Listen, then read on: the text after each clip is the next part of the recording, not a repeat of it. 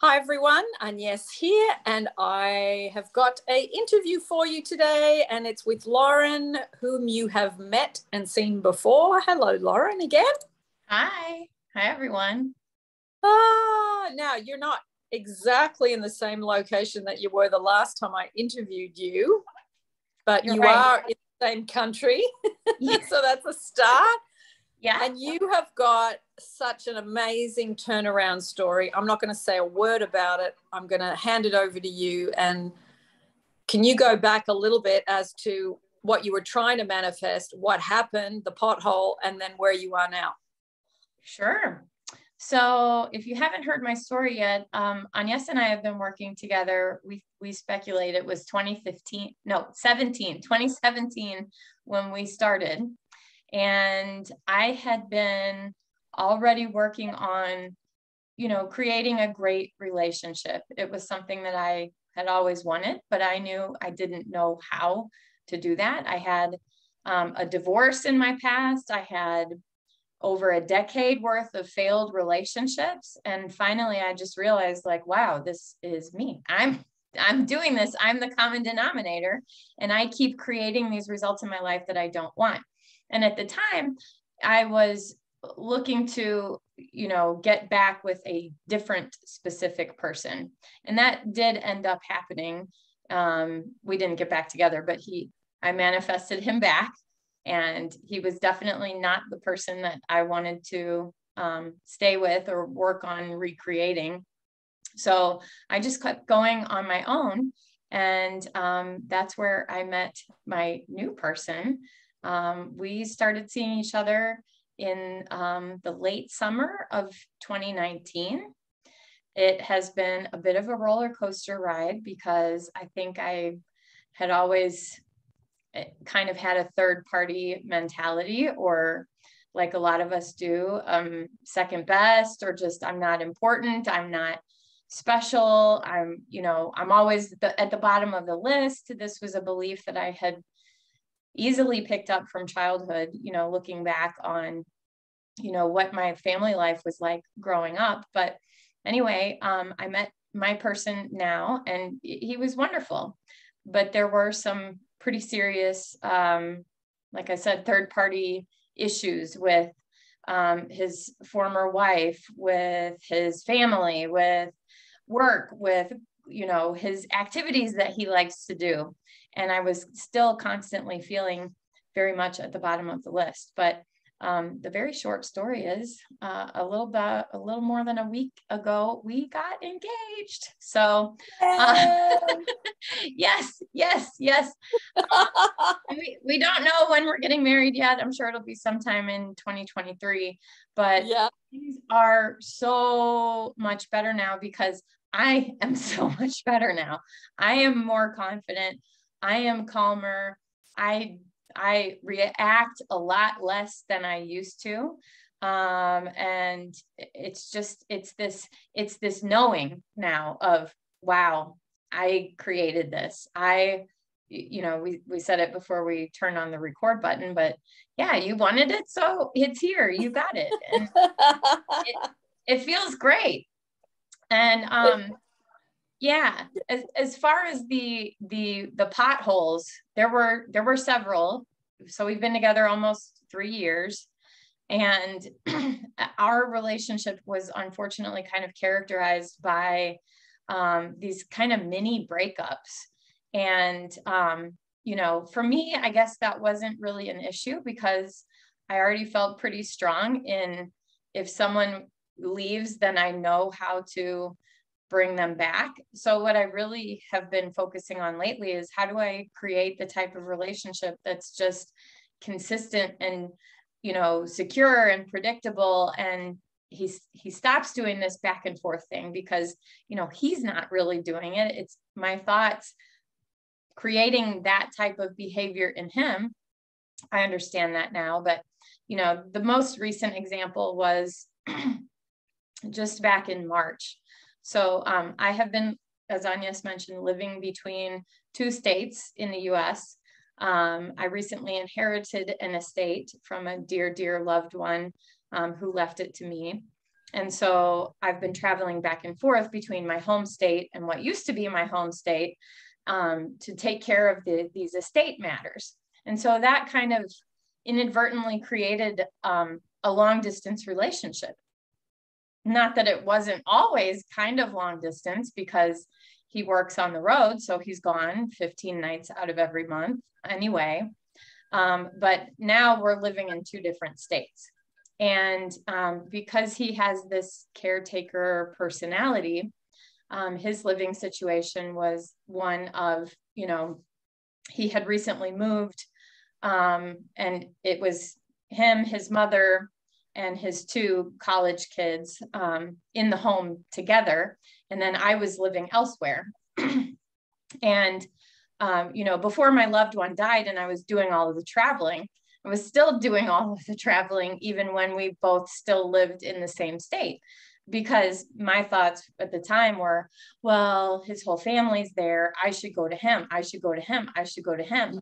And you can see how I put him on that pedestal and taught him to treat me as second best, you know. So this was just always there.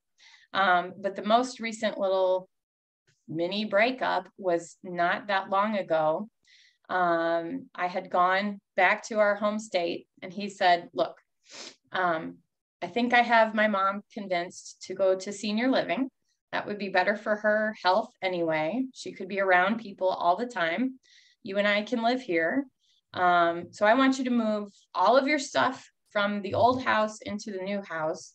And then she's going to go to senior living. And so we did that.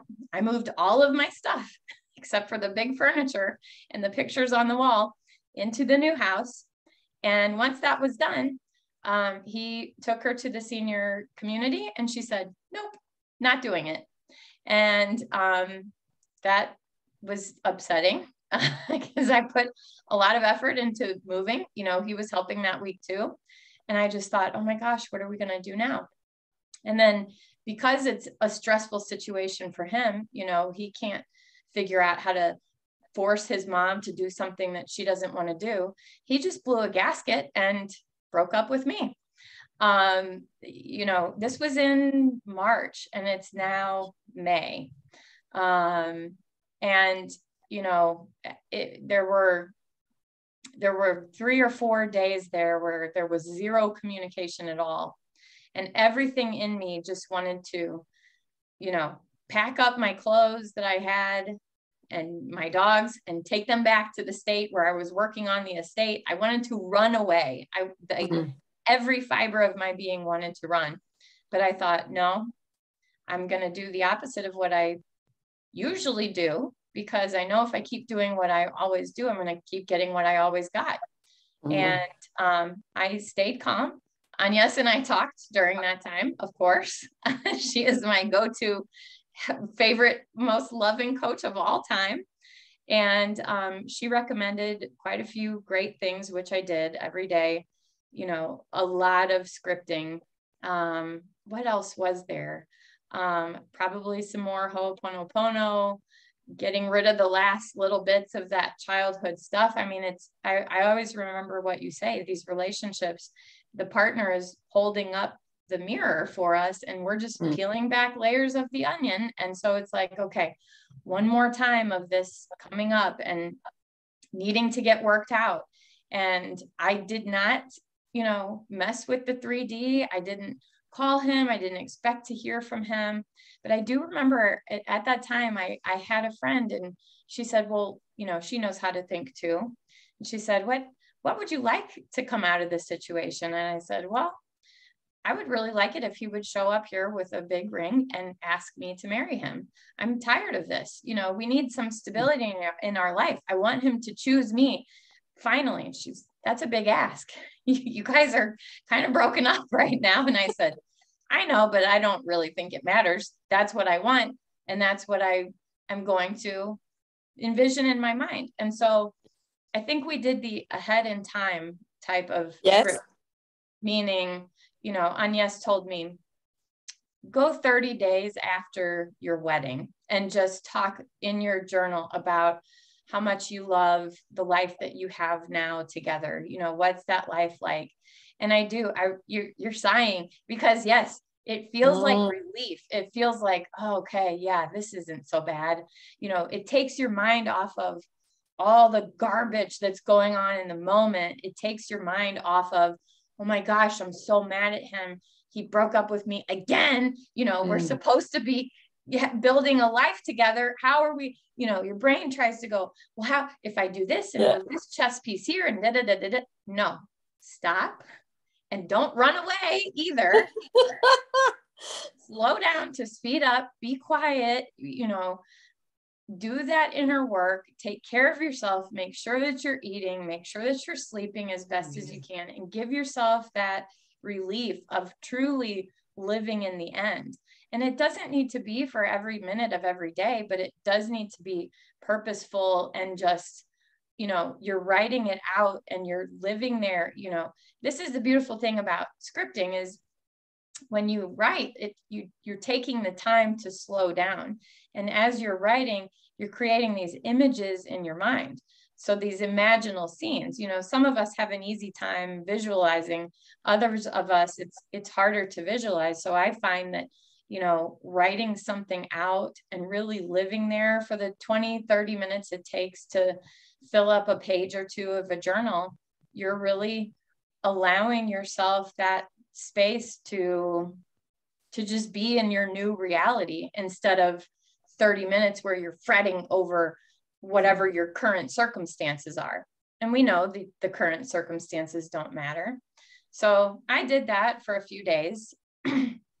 And I did eventually, I sent him a text and I thanked him for being my greatest teacher. And he texted me back immediately and said, I was going to call you today. Can I please come and see you? And I said, yeah, sure. And so we went to dinner and he looks at me, he goes, I'm so tired of doing this. And I'm like, I know.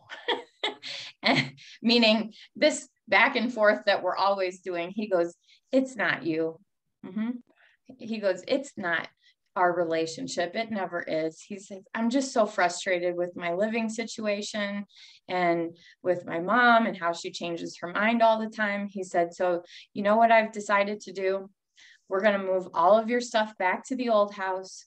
I'm going to move all of my stuff back to the old house so I can live with you.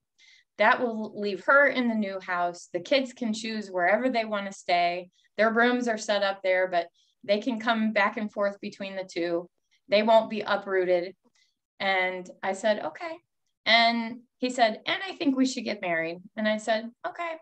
And he said, so what should we do? I said, what do you mean? What should we do? We're grown-ups. We can do whatever we want. And he said, well, I guess we should get engaged then. And I said, okay.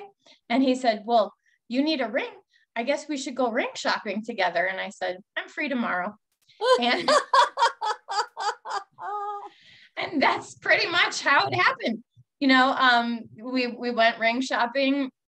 We saw a lot of beautiful things. You know, he told me, here's the price range. And I said, well, you know, if you want to help pick, he says, no, I want you to pick whatever you want. It's your ring. I want you to have the thing that you want. And I said, okay, well, I like the style.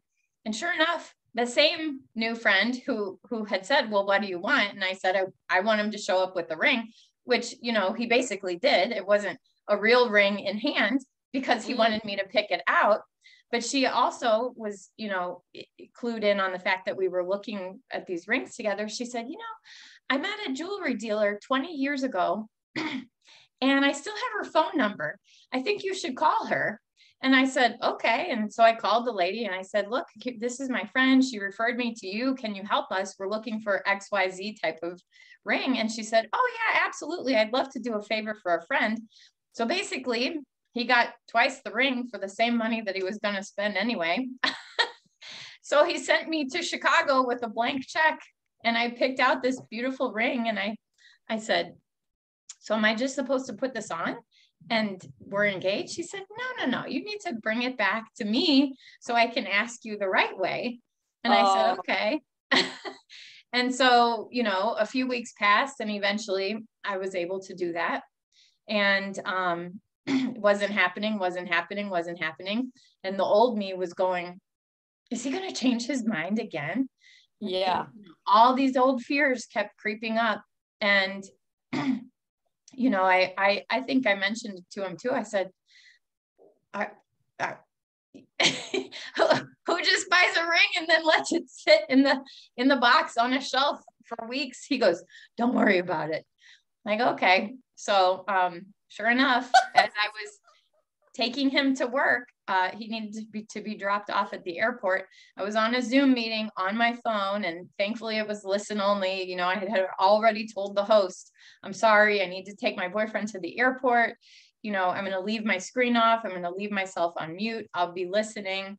You know, it was kind of chaos. I'm wrangling my dogs. I'm trying to make sure that he's got what he needs. I've got the Zoom meeting in my phone. You know, I'm packing my bag because I have to run an errand afterwards and then come back and work again. And, you know, I turn around and I lock the door to the house. He's on the porch, and I'm asking a question about a stupid rake that was on the porch. And he's like, Lauren. And I'm like, what? I turn around and I look, he's not where he normally is, which is up here. And he's on his knee.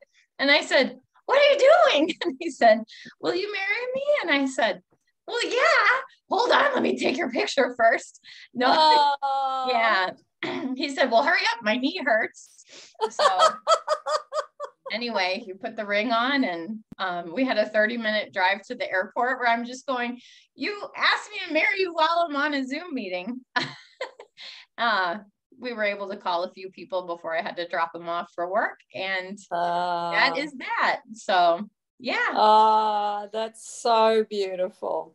So, I mean, it was such a twist and turn, but when you look back, what do you think was the main few things you had to let go of to get to where you wanted to go?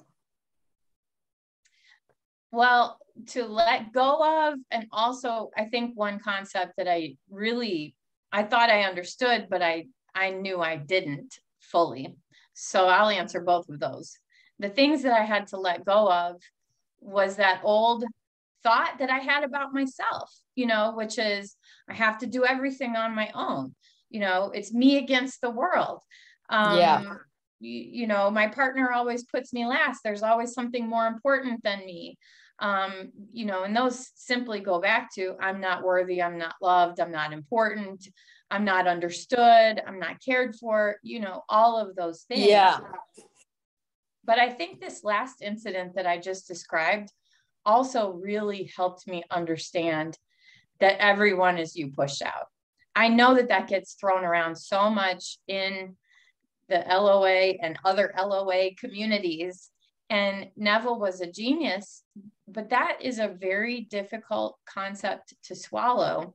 You know, why is it always this back and forth? Or why does he keep choosing his family or other activities or things over me?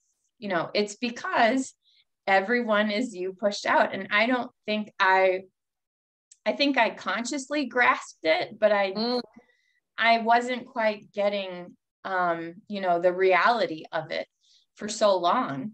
I could explain it to you, but I don't think I had lived through it fully where it was like, oh, okay, until very recently. Yeah. It's quite challenging to take 100% responsibility for what's in front of you. Mm-hmm. It really is, because you start to see some stuff about yourself that you go, yeah, I've been letting my mind wander around on second best, or I'm not wanted, or I'm not, like you say, I'm not a priority in the list of things he has to do. But it's subtle because you do it on automatic pilot and you've been doing it for years. It's almost like you don't even notice that you're doing it. You don't notice that you're doing it. And, yeah, you know, here we are 3 years into this relationship, and it's like, well, why does this keep showing up? And, you know, yes, I've been working on myself, and yes, I think I understand this, but, you know, you had 3 years worth of this inertia, like 3 years worth of a train speeding down the tracks. Of course, it's going to keep showing up. The idea is to stop reacting to it. Stop acting like this person is doing something to me. You know, yes. I mean, I really do. I in those moments, I just take a step back and I pretend like he doesn't have free will.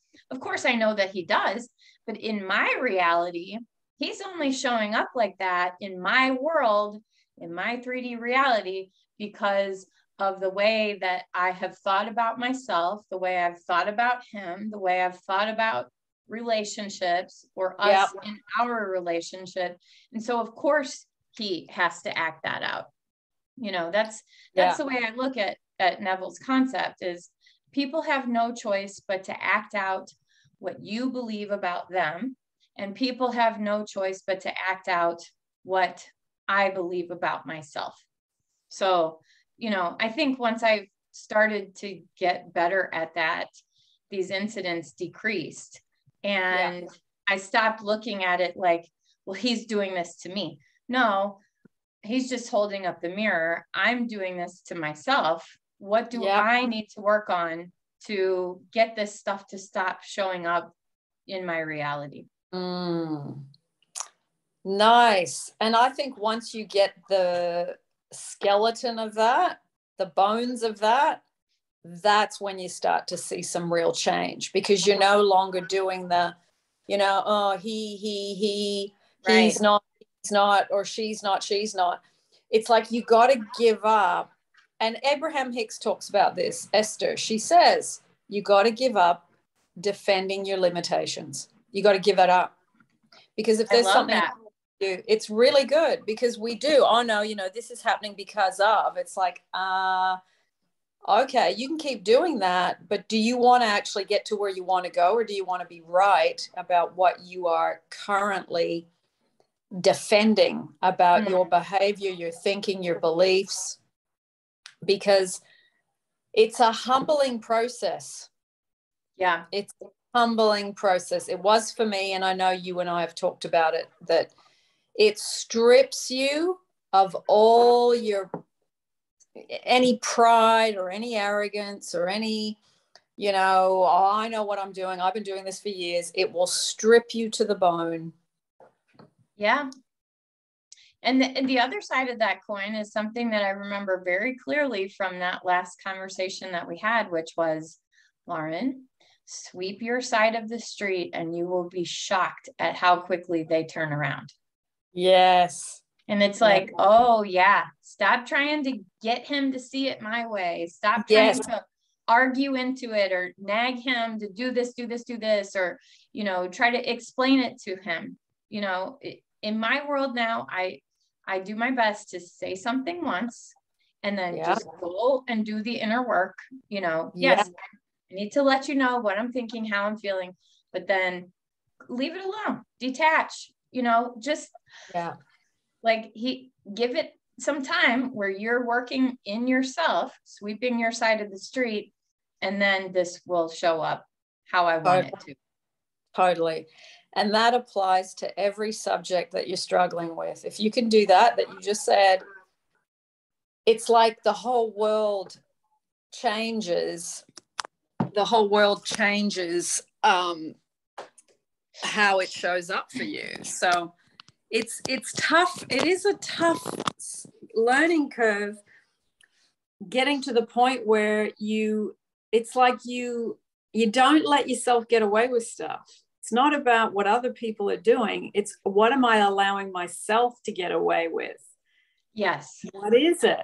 You know, what is it that's causing the handbrake on my situation? So I'm so thrilled for you. Honestly, I'm so thrilled because I've known you quite a long time, and I've just seen the changes and it's like what you said, you can think you know what everyone as you pushed out is from here. But when you are faced with something that you really want walking in the opposite direction, and you go, oh my goodness, I cannot blame them. I have got to look at what have I done that I've created this. And once you get that way of thinking, if that's in front of me, what have I still got going on that I need to dissolve or change or let go of? If that's in front of me and you ask that question to yourself in earnest when there's no one around, that's where the real golden jewels are, is in that question and your answer to it. That's it. Right. And then I think the best thing to do from there is to let go of beating yourself up. Yeah. I think that's why it hangs on so long for a lot of people, is because they don't know how to, okay, whatever. I messed up again. I made a mistake. I did whatever. And some result is showing up in my 3D reality that I don't want. I think often it is such a habit for most of us to just dwell there and keep looking at it and going, I can't believe I did this again, and beating ourselves up about it. It takes real practice to say, okay, no problem. The results that I have right now that I don't like, I can actually practice gratitude for those results and say, great, now I have an indicator of what's been going on. And if this keeps showing up, then that means I've got other stuff to work on. And if I look carefully at the thing that keeps showing up that I don't want, it's going to give me information as to what I need to work on. If we can get ourselves to a point where we're taking any negative result, this was literally less than 3 months ago that this all happened. And, I could have just stayed there, dwelled on it, been a fatalist, run back to the other state, caused more distance between us, gotten so angry, thought it was about him. Look at what calming down, being quiet, getting your wits about you, and doing the inner work can do. Yes, it was a big ask, but it happened. It happened. Yeah. And there was nothing that I said to him in those 3 or 4 days of silence that was, ding, ding, ding, we need to get married. We need to get married. Of course, we had been talking about, like, how are we going to have a life together? We want to get married someday, but it was still just this big kind of out there thing. But doing the inner work, putting myself 30 days ahead in time after our wedding, imagining living with him, imagining how good it would feel to have just our same, the clothes in the same closet, or, when he's home and we're both home, coming home to each other every day, falling asleep at night, waking up, doing my work, living there caused it to turn around so quickly. Yeah. And I think that's a big lesson too, is stop beating yourself up when you create something that you don't want. Just look at the results and go, okay, this is just information. I'm going to forgive myself for what part I did, thank the other person, whether it's just mentally or, out loud, thank them for holding up the mirror and showing you what you need to work on. And then just do the work, sweep your side of the street. And yes, you will be shocked at how quickly they turn around. Yeah. That was all from, it was 3 or 4 days of silence, me working on myself. And then poof, this man shows up and says, I'm ready to get married. I know what I want. I'm tired of messing around. I can't make my mom happy. She's got to do that for herself. I'm just going to go over here and be happy with you. Yeah, that's it. And I think surrender and letting go and the ahead in time technique, I mean, they've just worked so well for you. And I think, because when you surrender and you let go, you're letting go not of the desire, you're letting go of the angst and all the negative emotion you've got, feeling hurt, feeling like you're not a priority. You're letting go of that. And then what you do with the ahead in time is you fertilize yourself with all the good emotions that you would have when you're married and living together. So it's like, you just go, it's so really simple when you really look at it. It's so simple, but we keep going back to, looking at the problem from an aerial view with the magnifying glass. It's never looking at the problem from every angle that works. You got to abandon that, and you got to get yourself in the state, as Neville says, of love. That's it. That's it. Yep. And that doesn't mean let people walk all over you. It doesn't mean that you stay in a negative situation. And also, I think people look at that set of words, letting go, and they go, well, I don't want to let go of my person. But you explained it so well. That's not what it is. It's letting go of all of the need to blame the other person, or the need to look at the negative situation with the magnifying glass and try to play chess. Like, well, if I can get him to do this, then I'll feel better. Letting go is, all right, my little dirty mitts are off of this thing that I created that I don't like. And I'm going to just focus on helping myself feel good, because I told this to another friend the other day. It's really hard to create from a place of anger, frustration, depression, despair, all of those negative. I'm picturing Abraham's colorful vibrational scale, right? Yeah. I mean, there's so many coaches out there right now that are like, the law of attraction doesn't matter. It's only law of assumption. And it's like, well, yeah, the law of assumption is very easy, but that doesn't mean that you can abandon all the other universal laws. Exactly. Bob Proctor was one of my mentors too.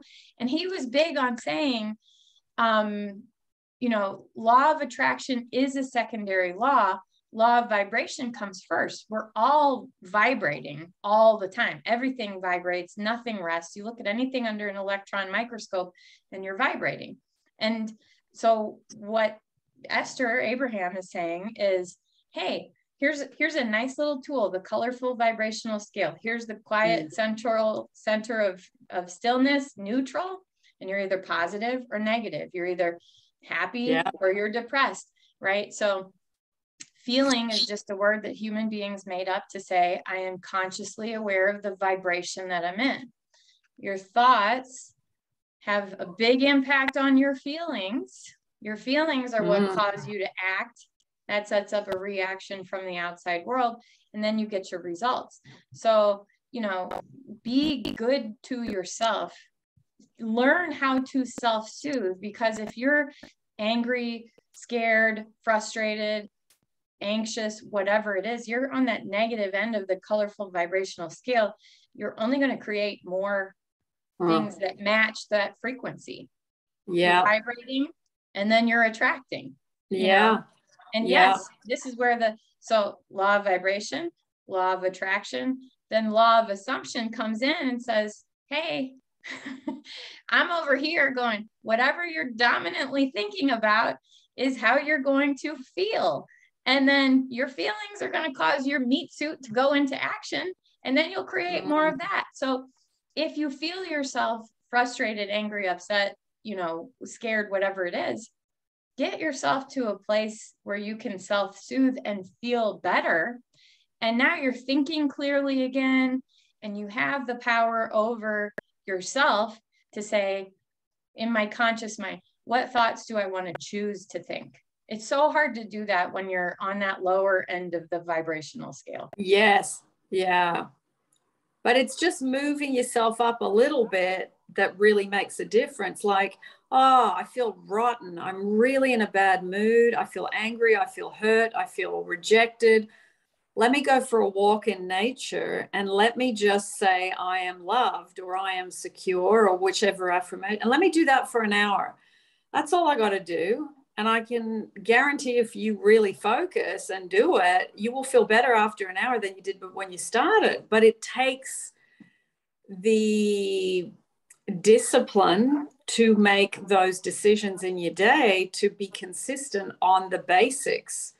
I think one of the best things of all is surrender, letting go, and just doing things that make you feel good. If you can do those two things, honestly, your relationships will be a breeze.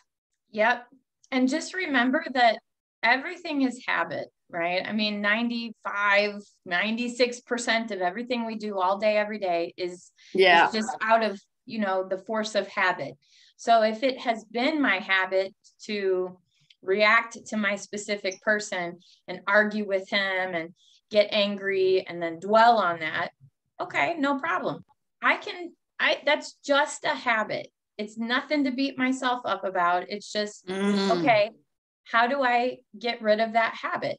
with constant spaced repetition, you know, you bring in a new, more positive habit, like the one you're suggesting, and replace arguing, complaining, dwelling on something with, okay, I'm going to go over here and go for a walk and calm myself down.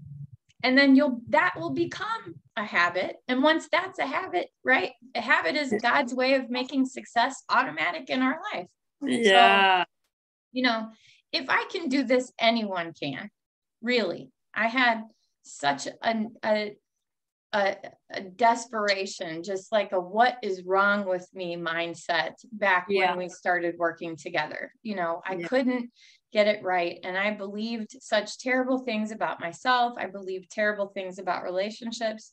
So if someone is watching this going, I don't know, believe me, if I can do this, anyone can. And the best is really, really, truly to come.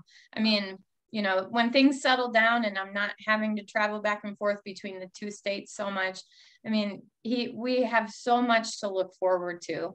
This is just, you know, a happy little celebration and a new best friend. You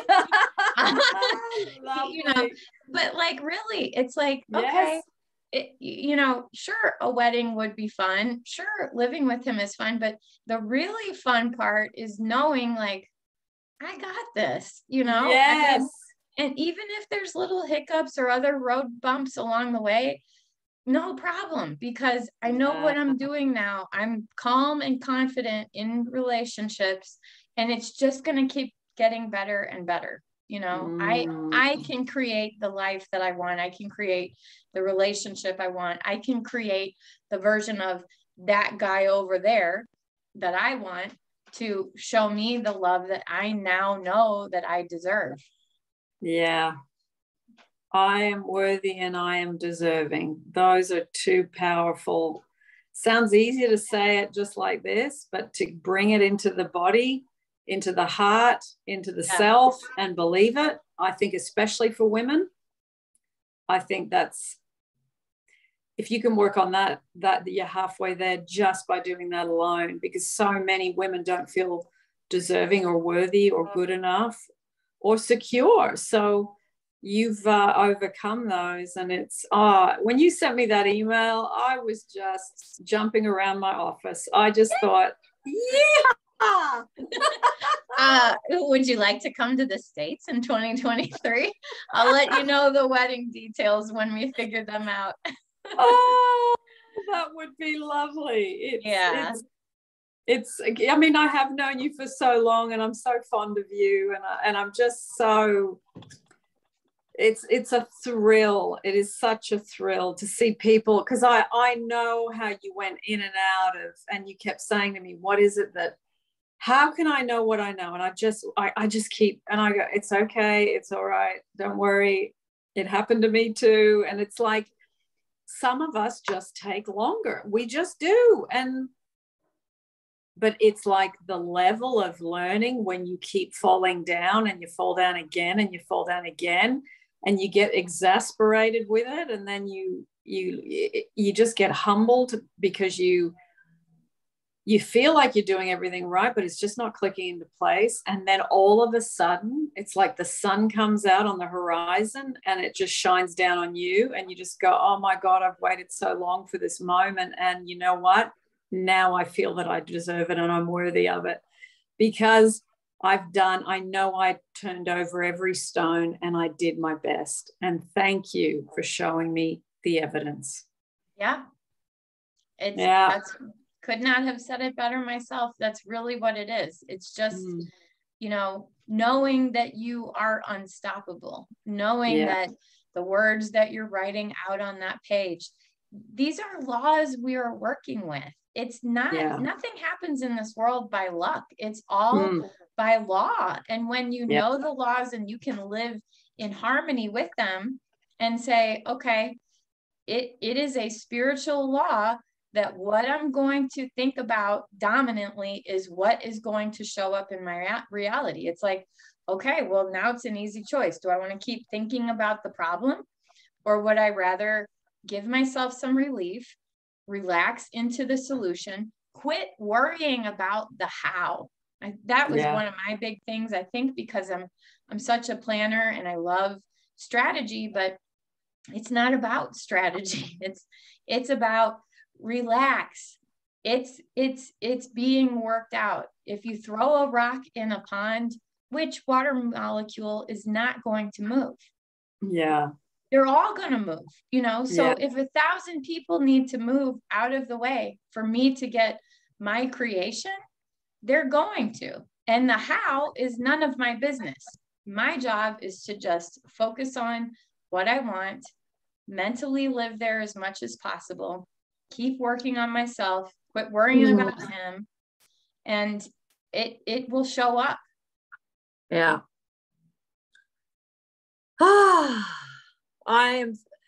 I'm so, like, when I think back to that first interview we did and the things we discussed, because I remember it very well, and I will put it down in the description for those that haven't seen, you know, you talk about those other things.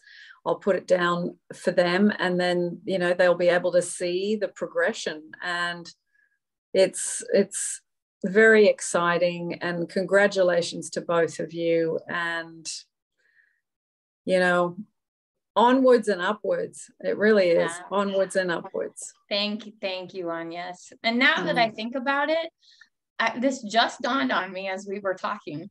No wonder he proposed to me on the front porch, because that was the scene that was in my mind. I told my friend, I want this man to show up after having broken up with me with a big ring. I want him at my doorstep. So no wonder that's where it happened. That just now occurred to me. So you know, I mean, watch what you're thinking about the most, because it really is true that that's what will show up in your world.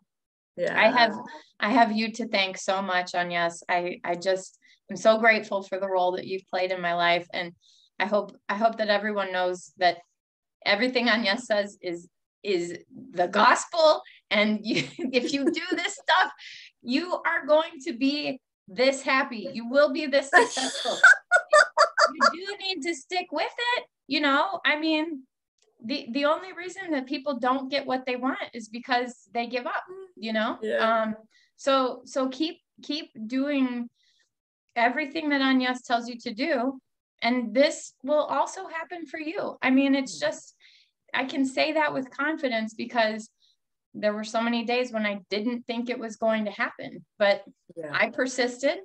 I stayed true to what I was doing and what I was working on.